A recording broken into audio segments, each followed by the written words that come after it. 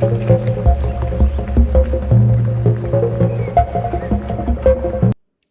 everyone, this is Anna here. In today's video, I want to show you how I make these cute little birds that I've been using as handles for mugs and platters. As you might have seen in other videos, I have platters where I use the birds on each end as a handle. I'll put a picture here for you to see.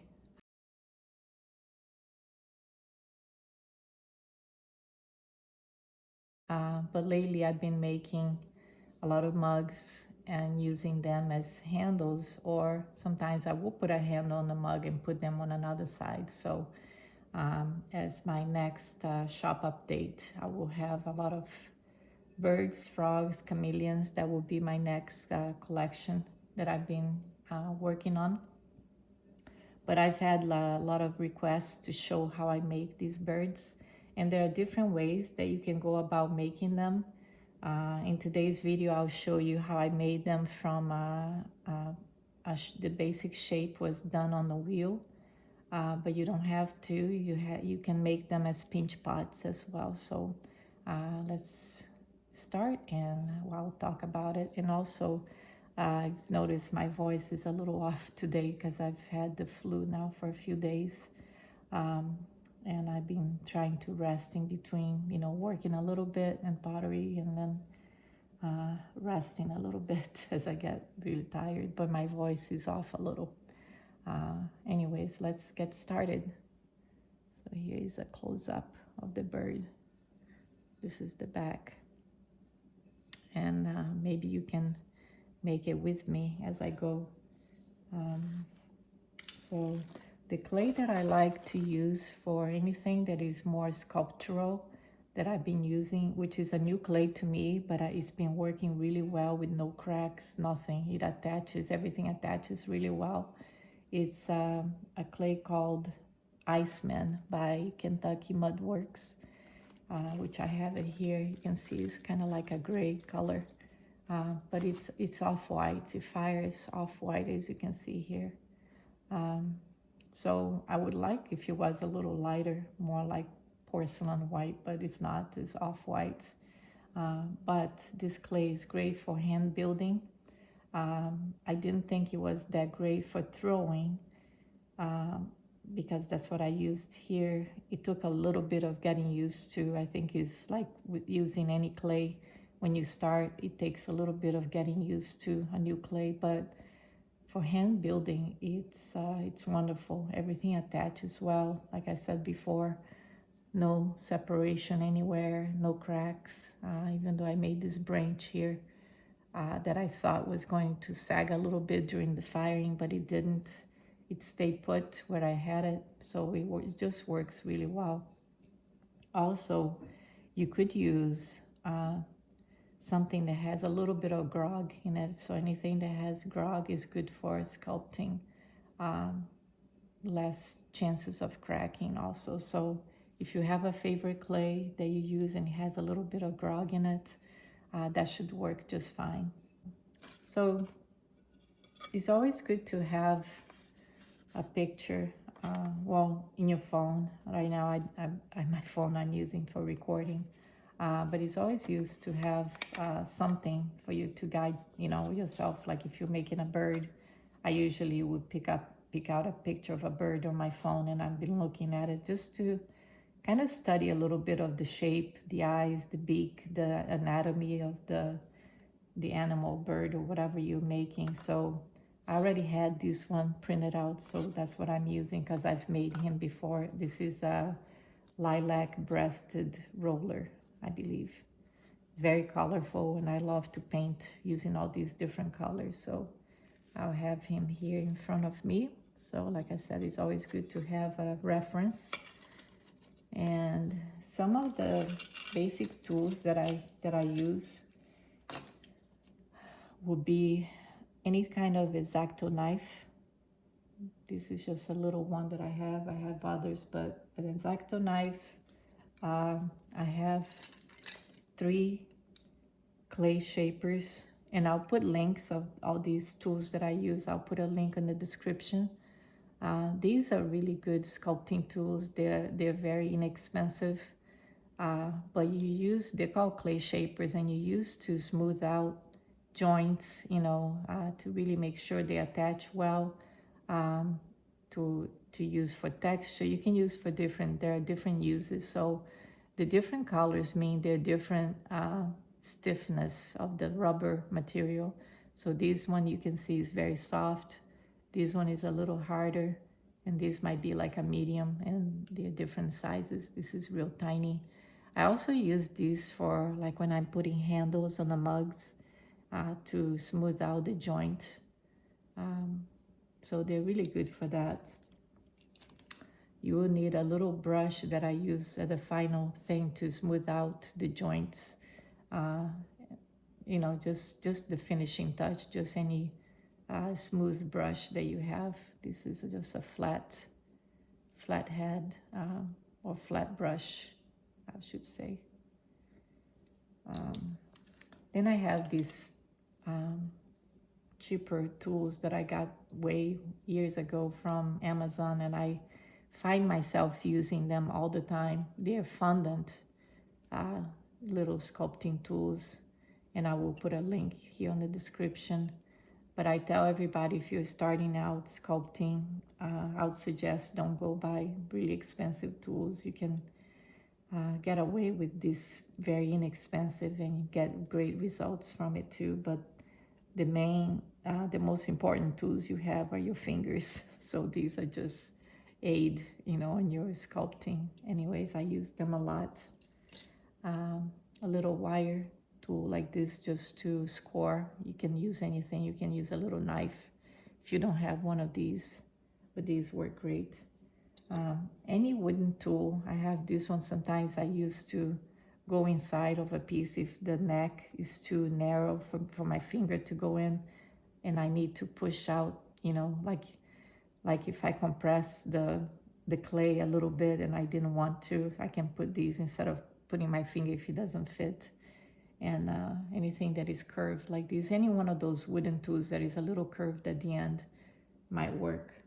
And then as the final thing, you don't have to have these. Any tool that you have for carving, it could be one of those wire tools, just to give it a little texture. You can use these, but we'll talk more about texture at the end because it's a choice, and I'd like to explain that a little better later on.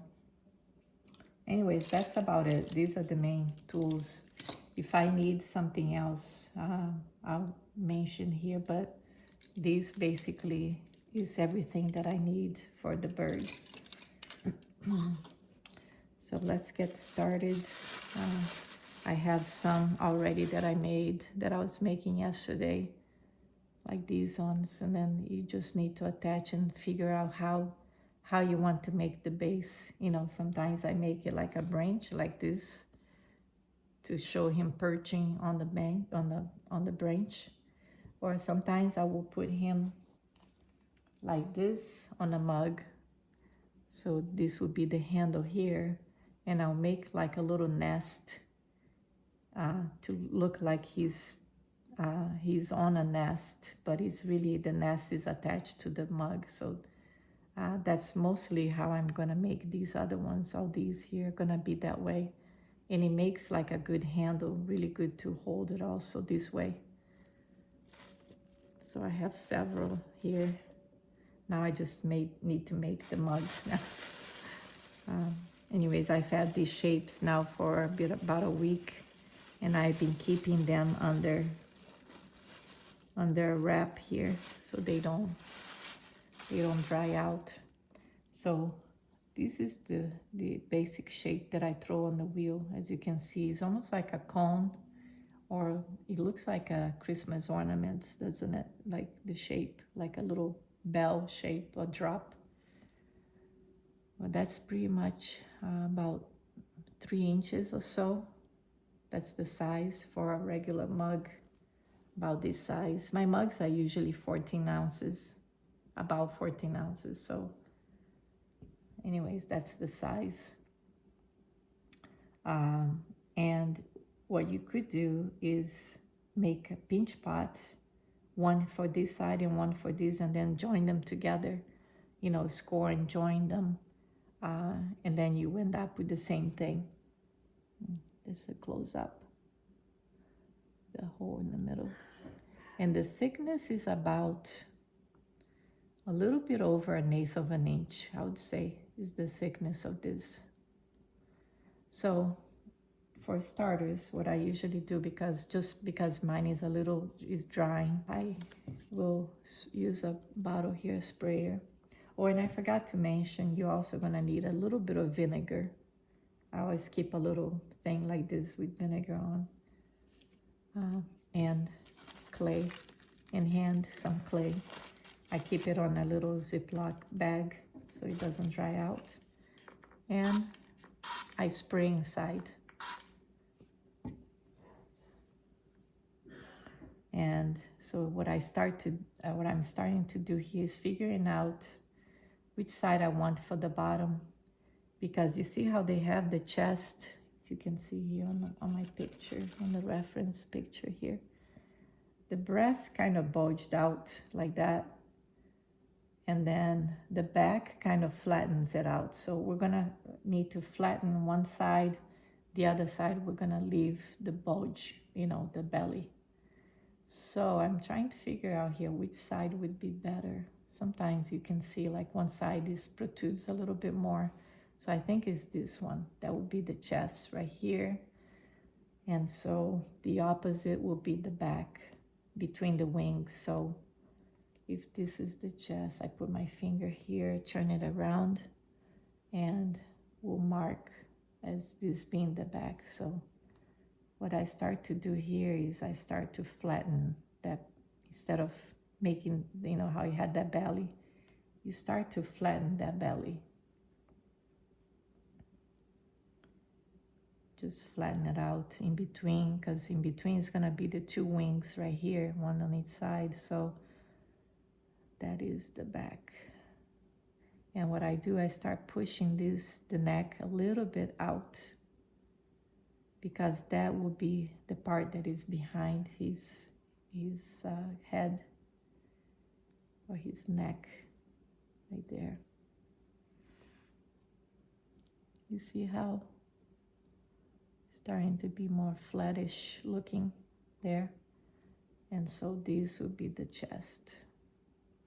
And sometimes you can make these a little bit more protruding out a little bit more by putting your finger inside and just pushing it carefully so it doesn't tear the clay. As long as it's wet, it should be pretty good still. Now, for this part, the tail, I will start doing this, almost like pulling a handle on a mug, just shaping it. Because that will be the tail, and then because it comes to too much of a pointy end right here, I might add more clay in here, but let's just start by shaping it first, and then we'll decide if we need more clay in there or not, or how long the tail is going to be. It can't be too long, because if you make the tail too long, then it will be longer than the mug. So keep in mind that also. So usually, you see how I'm already pushing it out that way a little bit. Like that. And so what I'm gonna do here is determine that, I'll use this one, determine that the wing is gonna come from here around like this. And if by some reason you just mess up, you just go mush it all up again with your finger and do it again. So I like to mark where the wings will go, right there.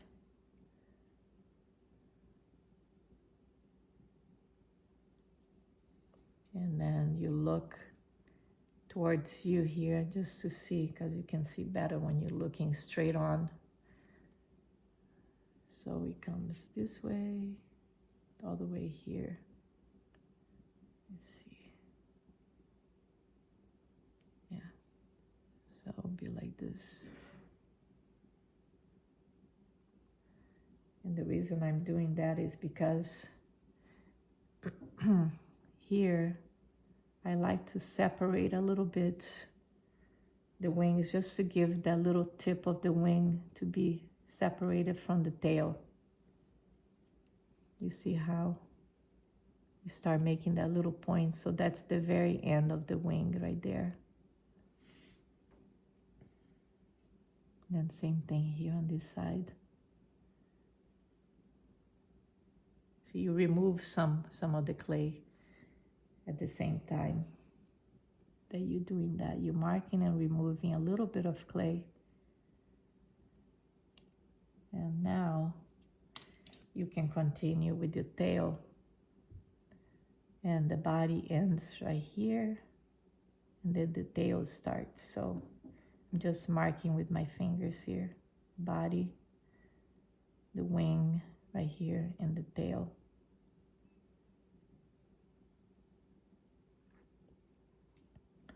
And let me see if I can do that. I'm just squishing that little tip that was kind of pointy.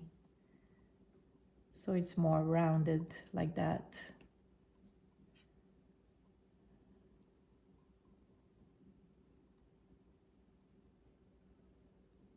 And because you squish the tail like that, it becomes thinner, right?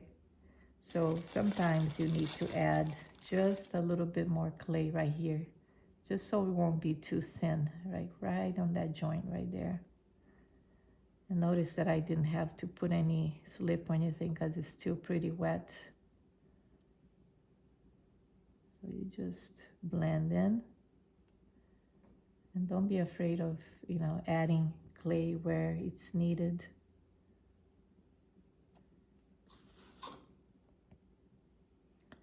Like so.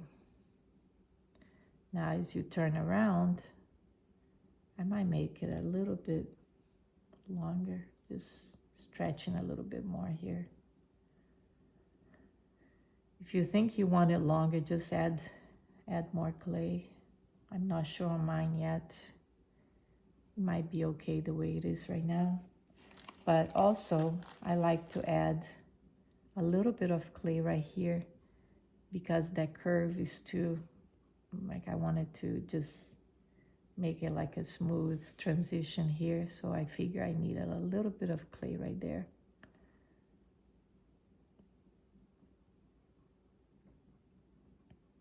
A lot of times I just go with my nails like that. Or you can use one of these tools to smooth everything out or blend it in like that.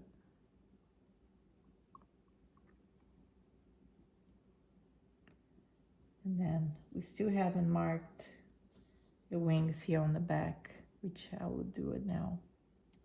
So continuing with the wing, just marking it comes to here and there.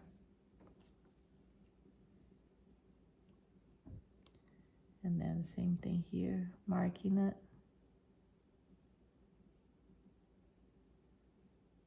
And then coming around to there. I think this one went in a little bit more than the other, so let me fix that. Like I said, if you make a mistake, just do it again.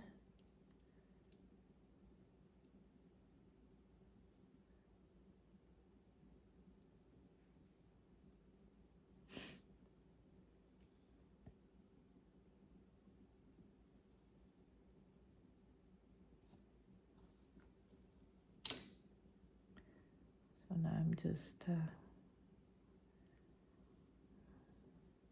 kind of blending in a little better. Anyways, this is just my initial markings, just to know where the wings are, the shoulder here.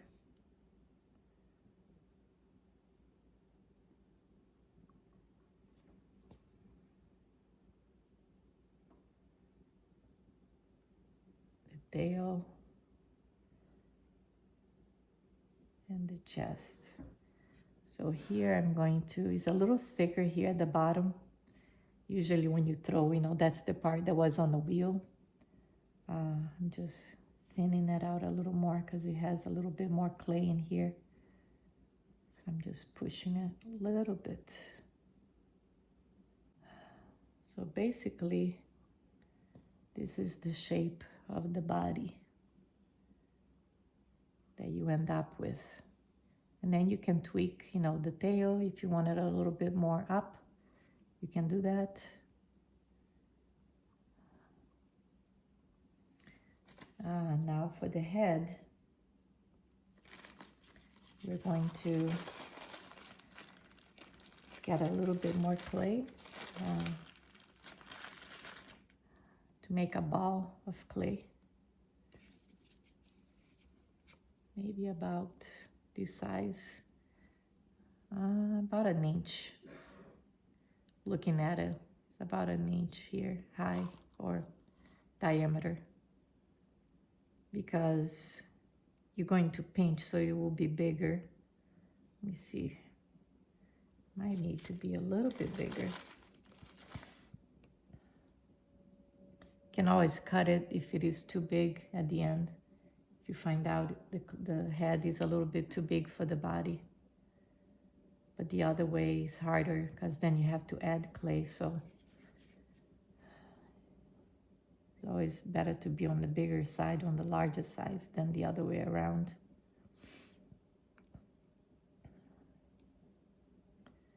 So you start with just making a pinch pot for the head.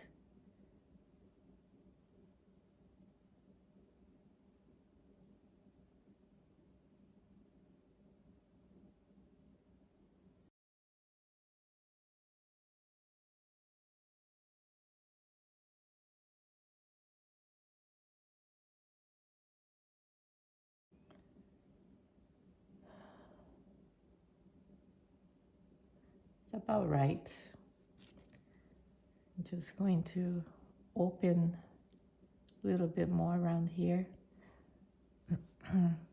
What I like to do around the edge here is to thin it out a little. It makes it easy to make that easier for the transition, the attachment.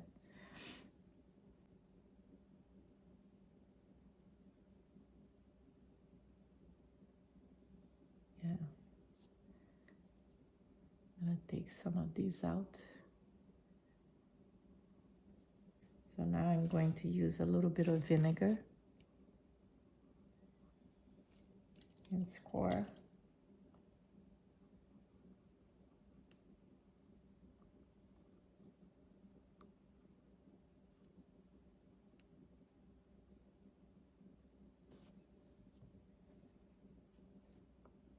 This is already pretty wet, the clay, so I'm just gonna score a little bit here on the rim.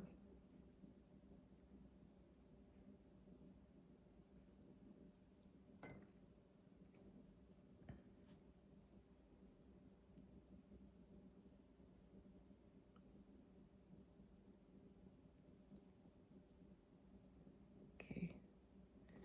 So what you start doing is start using your fingers just for blending, like that.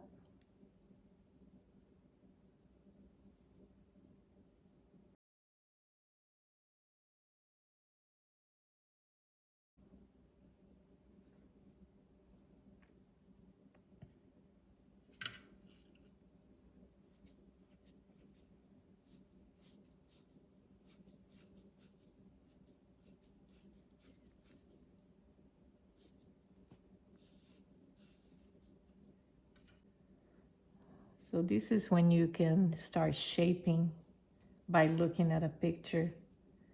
You know how the bird's head kind of, it's a little higher in the front and a little lower towards the back. So I usually pull it like this a little bit to make that shape. And then also he has like a, where the eyes go, there is a little indent like for the eye sockets right there. And then you pull it towards the back like so, almost making like that indent follows the head towards the back. With the feathers make something, I don't know if you guys can see, almost like that. Usually the birds have that kind of shape of the head like that.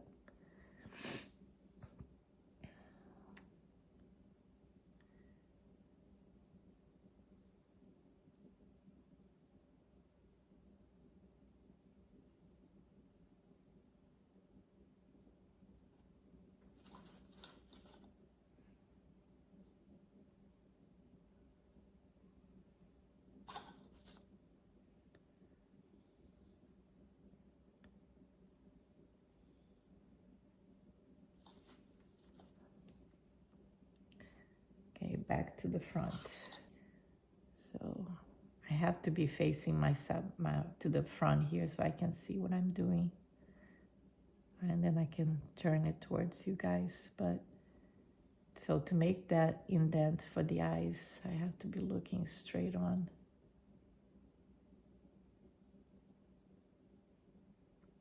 And then the beak will go right there. Usually the beak, as you see here on the picture, it's almost in line. I mean, the eyes are almost in line with the beak. You see the line there. So that's how you can determine where the eyes will go, and then the beak will go right there. Almost right in the center, in line with the eyes, and then you pull that a little bit to the side, like so, and then remember that's the part that I said it goes back like that. So this side is lower than the front. Okay, so now for the beak, I usually just pick up a little piece of clay like this and shape it, almost like a triangular shape. And squeeze between my fingers here until I get that little triangular shape there, if you can see it. And I would just start fiddling with that.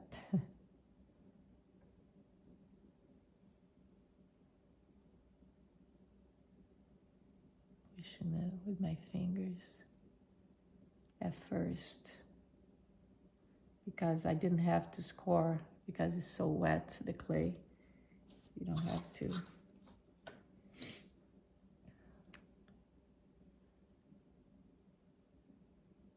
Just blending it here.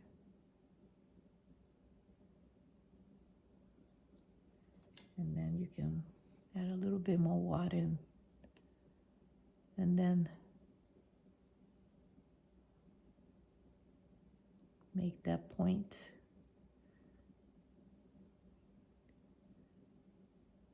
I don't like when it's too long.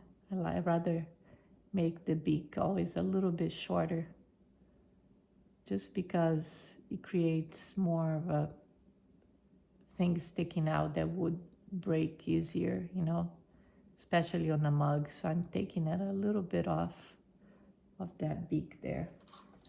Even though in the picture it shows like a longer beak, but I'd rather make it a little shorter.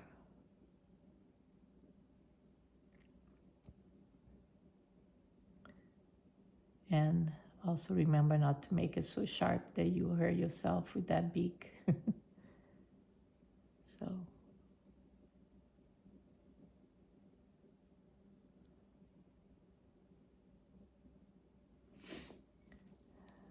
now I'm going to, with my fingers, I'm just making that indent there where the eyes will go a little bit more pronounced.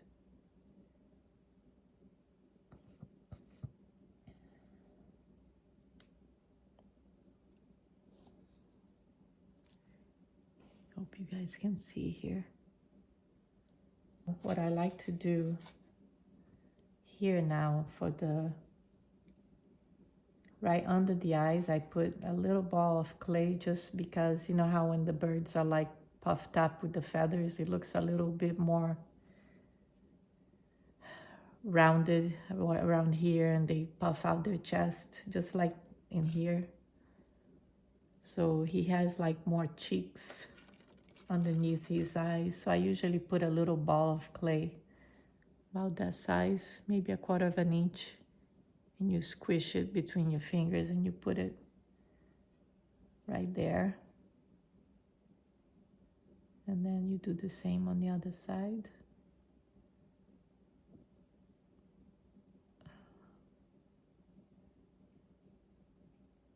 And then you start blending it where you no longer see any lines or anything separating. Basically, when you do sculpture, that's pretty much it. You add clay and you start blending, creating that illusion.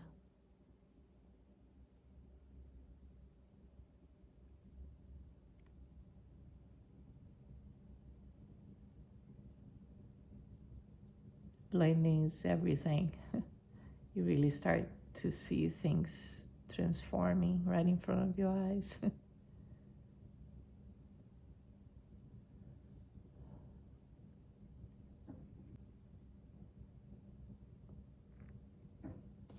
So here's the profile of the bird.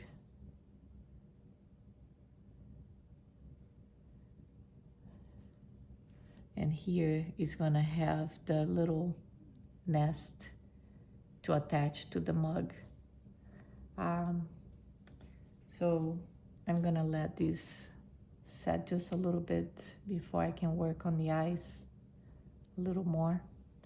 But in the meantime, what I like to do, so here's where we can talk about texture.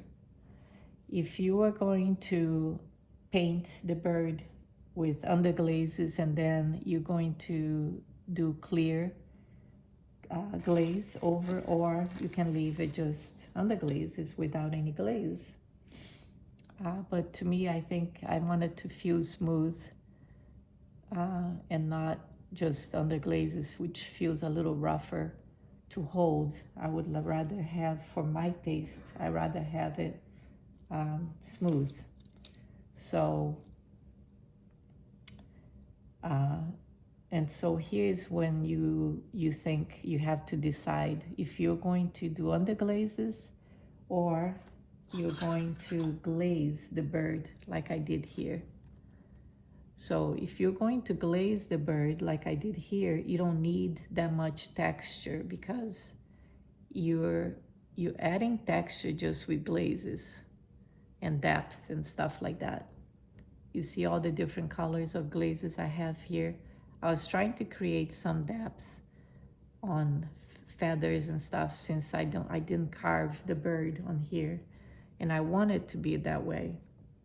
Now, you can add a little bit of texture without carving, and you would still show on the, if you're going to glaze it like I did here.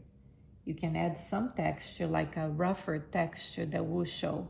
Now, finer texture, like using these fine carving tools, it won't show with the glaze. It would only show if you decide to do underglaze, and then we'll really show all the little details of the feathers, which, let me see if I did one here and I can show you. I did it in another bird, I did that, but not in here. Anyways, because these are going to be all glazed, I added a texture that looks like this. It looks more like, you know how when the feathers you see like different kind of little bumps all around the body. It's not really, it's not really carved to show little details of the feather, but because it's going to be glazed over, you can see the little bumps of the feathers in here. And that's what I was going for, like I did here. So to do it that way, because I am going to glaze all these birds, to do it this way, all I did was take a little piece of, just a little chunk of clay that is pretty soft. I'm gonna wet it a little more. And then you just start putting little pieces of clay like that, randomly, like that. And then I'll show you what we do with that. I kind of squeeze it and drop it in there. Now I'm putting it here first because that's the chest. Is all I want it to look like it's puffy. He's puffy now, his chest. Like the feathers are all kind of like it is in the picture there. And if you do two here, you try to do one in the middle, so it's not like all stacked evenly. You want it unevenly. So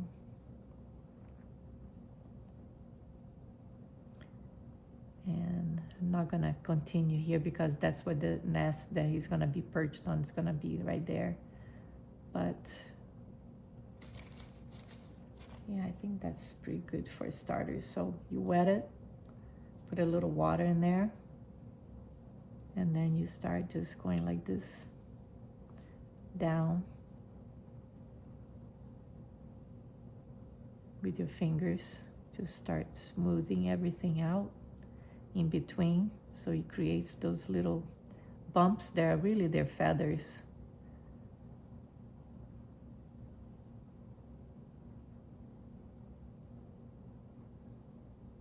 Like that. And then you really start going like sideways. You can use your nails to go like this,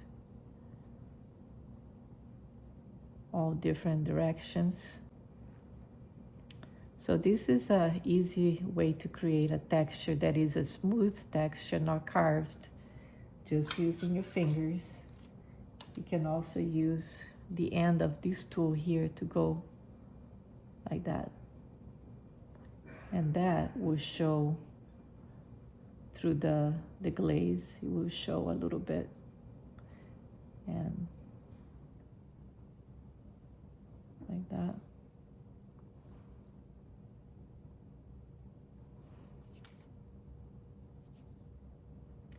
And you can smooth out a little more. Because if you don't do that, it's also fine if you just want really smooth. Creates just like a very one-dimensional, and then you can just glaze and that adds dimension, right? But you don't want to put a whole lot of work when the glaze is gonna cover your carving and stuff. That's why I don't do the carving like I do if I was doing the underglaze. Then it shows. Then you can really add a lot of detail if you would like. Now for the feather, for the wing, you can add a little coil just to make it more pronounced, stick out a little bit here.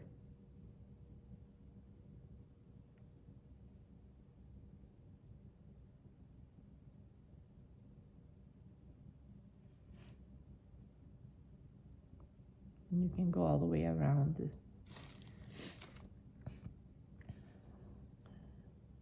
can put a coil all the way around the wing here.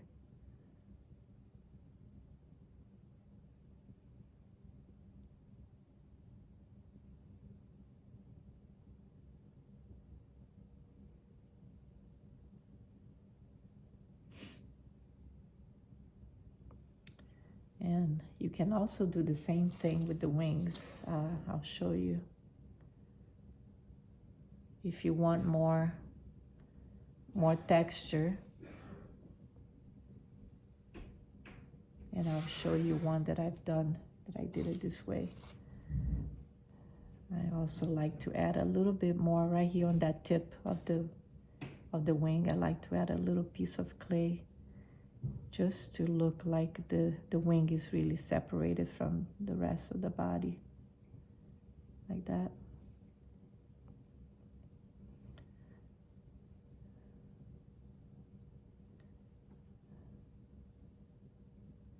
And then if you want to add more texture, you can add those little pieces of clay also in here. I'm wetting it to show you using, I like to use the end of that tool again to go something like this. And it's very easy to do.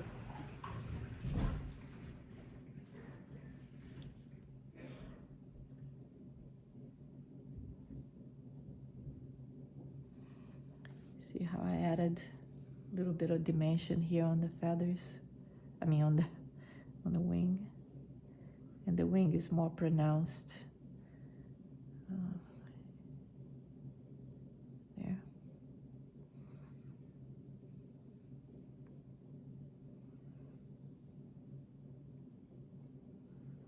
And then we'll do the tail last. So I'm gonna do the same thing I did here on the other one.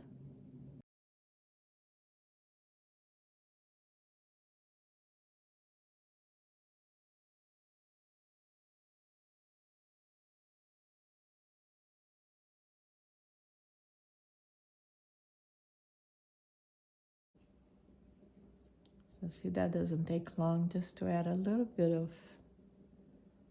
texture.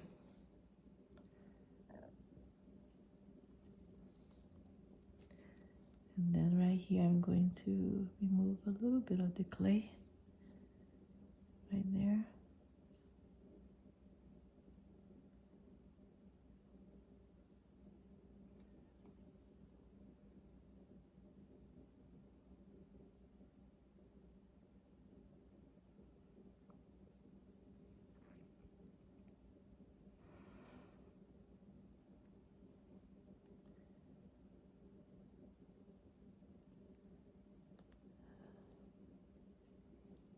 Same thing here, just removing a bit of the clay.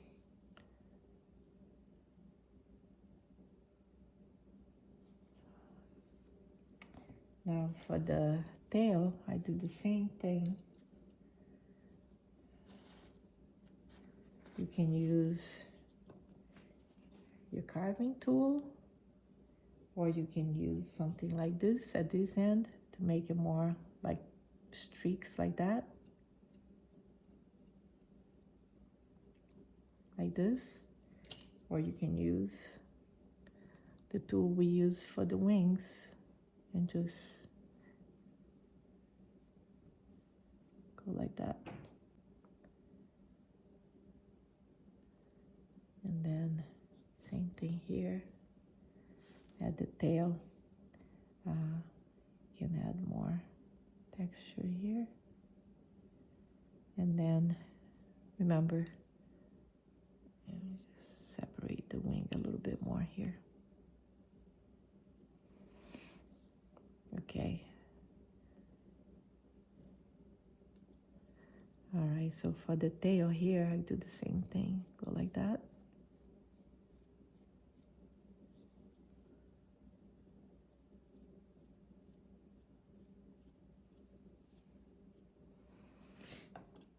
Creating the longer feathers here on the tail. Like that. Now we can go back to the eyes. So what happens when it is too wet, you do this, and you see how it pulls back the clay. So if I go like this, with this tool just to create a hole, yeah, you work this time. Sometimes if it's too wet, the clay comes off with this.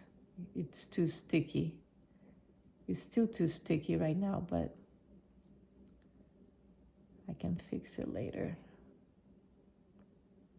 So this is the part that if you do one lower than the other, you can still fix it.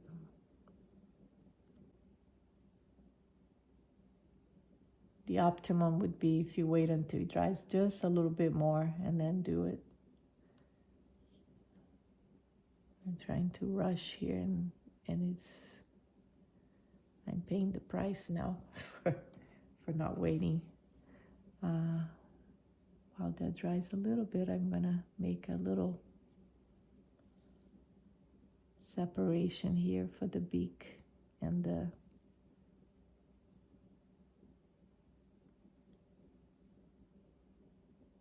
it's just a place for the glaze to get in, to give that little darker area around the beak. All right, so for the eyes, you just make a little small little ball. You can leave the eyes just like that with the indent because the glaze will fill in, and that's perfectly fine to do it that way. I like to put the little ball of clay for the eye.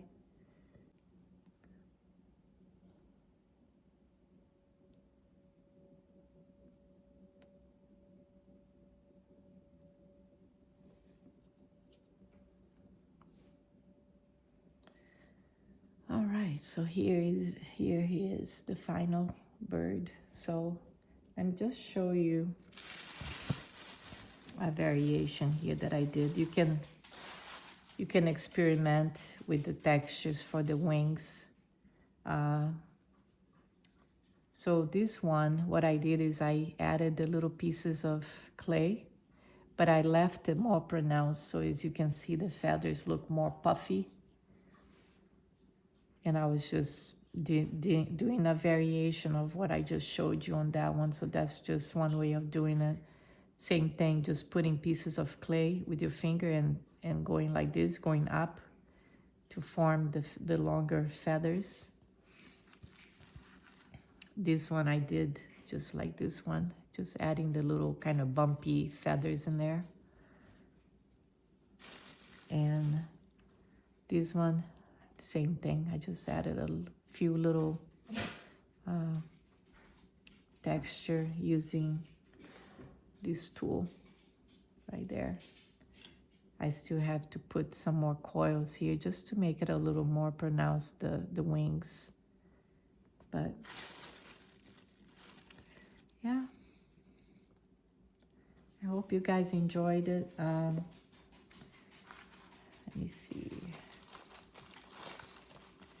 For the branch, I'm just gonna give you an example here, how I go about making the branch like this one. It's really just a coil, probably a longer coil than this. And then just adding texture like so.